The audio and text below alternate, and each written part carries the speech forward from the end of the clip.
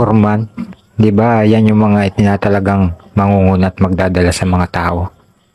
Sila yung nakakaalam ng mga gagawin nila, ang destino. Sila yung titingin sa mga ginagawa kung tama o mali. At higit sa lahat, hindi lang dapat sa trabaho.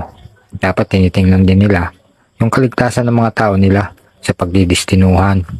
At bilang namumuno, kailangan ng tao yung patas na pagtingin.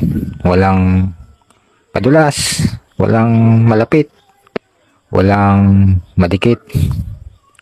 Dapat pagtingin na lahat ay makikinabang, hindi yung ilan lang. At pag nagawa mo yon, isa ka ng magaling na pinuno. Yung hindi sasabihin ng mga tao mo na pagod lang walang kapit, hayahayang may kapit.